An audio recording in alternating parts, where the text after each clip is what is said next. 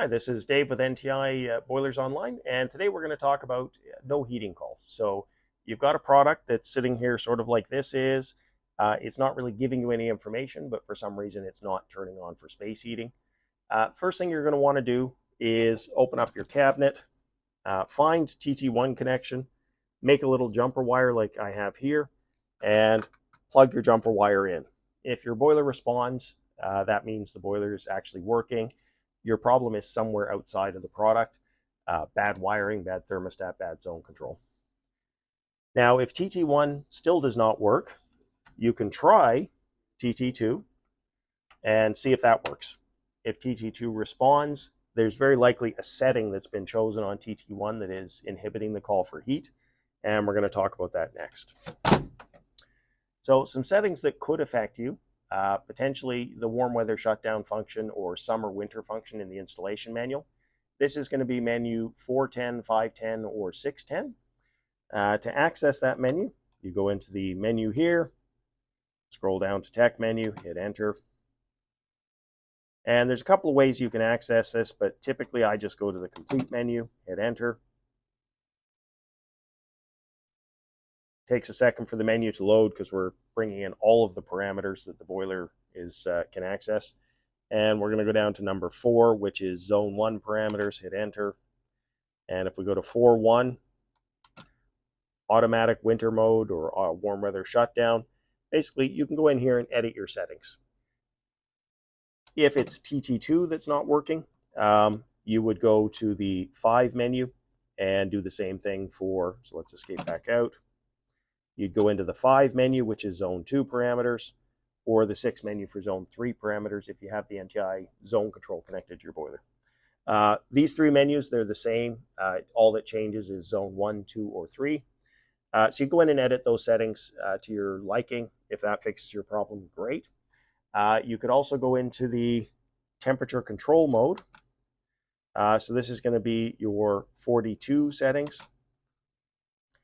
And again, there's a number of settings in here: auto temp control mode, heating curve slope, heating curve offset, room sensor influence. There's one in here called mixed temperature, and there's a couple others. Not all of these necessarily apply to every boiler, but if these settings are incorrect, it actually can prevent the boiler from seeing a call for heat because it thinks you want it to do something different than what you actually want. Now, what I often do in tech support for the sake of expediency, and I find it just easier, because there's a lot of individual settings to check. I like to just do a factory reset. So I go to the number, on this boiler. On the old boiler, you'd go to menu 280. On the new one here, we're going to go down to tech menu. We've made this process just a bit easier. And we're going to go to the restore backup function, press enter. It says reset PCB to factory defaults, hit enter. It's going to ask me basically, do I want to do this? In my case, yes, I do want to do it, so I'm going to hit yes, and that's it. You've done a factory reset. So all of your central heating set points, your outdoor reset, the thermostat mode of operation is all set to default. Your boiler may reboot. If you're in a cascade, your boiler's probably going to reboot completely, so you'll see that it'll shut down and turn back on. Don't worry about that. Just let it boot up. Once you've done this, remember all of your heating set points are at the factory default. So the boiler's going to run at about 180 Fahrenheit for heating calls.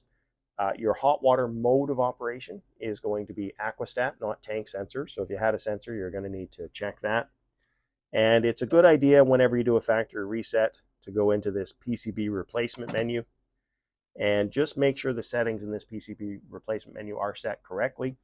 That's because if there was ever a control board replacement, you might actually change the firing rate by doing a factory reset. So give that a quick look over. Nice thing is with the new ones, you can just see what everything is right off the bat, so you can go through that very, very quickly. So you can escape out of there. And so that's how you do a factory reset, and some things you would look for just no heating call where the boiler is not responding. Or potentially with the outdoor reset settings, maybe it's just not getting as hot as you'd like, so check those settings, and this is often an easy way to fix it. Hopefully you found that helpful. If you have any questions or you're still having trouble, give us a call at tech support at 1-800-688-2575. Thanks for watching the video today. If you'd like to check out more videos, see the link below. Don't forget to like, share, and subscribe to our channel for all the future updates. And also check us out on Facebook, LinkedIn, and Instagram.